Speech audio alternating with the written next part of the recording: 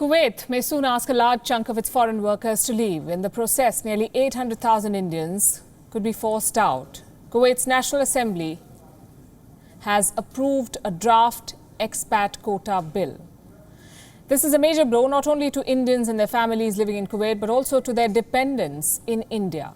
The anti-expat rhetoric in Kuwait has spiked since the beginning of this pandemic. Government officials have repeatedly called to reduce the number of foreign workers in the country so that more jobs are available to the local population.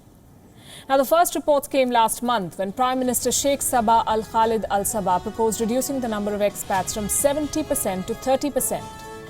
Of the 4.8 million people living in Kuwait, expats account for 3.3 million. It has not come as a surprise that the bill's first target will be Indians. There are 1.4 million Indians in Kuwait. That's a huge number. 1 out of 2 expats living in Kuwait is an Indian. According to the new bill, Indians will not be allowed to exceed 15% of the population. That means an immediate exodus of close to 800,000 Indians, 8 lakh people. They face an exit. From manual laborers to doctors, Indians work in all capacities in Kuwait. Nearly 28,000 Indians work for the government.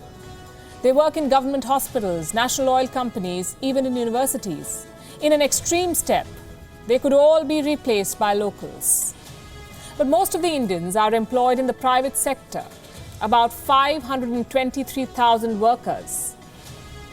In all, nearly 160,000 dependents are living in Kuwait. Close to 60,000 Indian children study in 23 Indian schools across the country. If this new bill is passed, it will have a devastating effect on their lives. But the low-skilled Indian workers will be the worst hit, because the government is likely to target them intensely in the first phase of what is being called a demographic purge. Assembly Speaker Marzouk Al Ghanem has said that the state will focus on skilled migrants rather than laborers. So the 1.3 million foreigners who are either illiterate or can merely read and write will be sent back.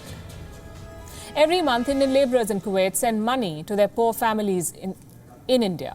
In 2018, India received close to $4.8 billion as remittances. As a consequence of this new expat bill, poor families in India are going to suffer. The source of their income will be gone. Kuwait is so cash-strapped that it is eyeing this money too. It is mulling a tax on remittances sent by foreign residents. During the pandemic, many of these Indian laborers in Kuwait were laid off. But as foreigners, they were not eligible for economic relief, so thousands registered for repatriation to India. For those who are still there, the future is even more uncertain. The problem is, Kuwait and other Gulf countries want to put their citizens to work. Gone are the days of lucrative subsidies to locals. The excessive reliance on oil has undone these economies. Oil contributes 90% of this government's revenue, 90%. That revenue has collapsed because oil prices are right now at historic lows. There's no money left to give as handouts to its own citizens, so they must work.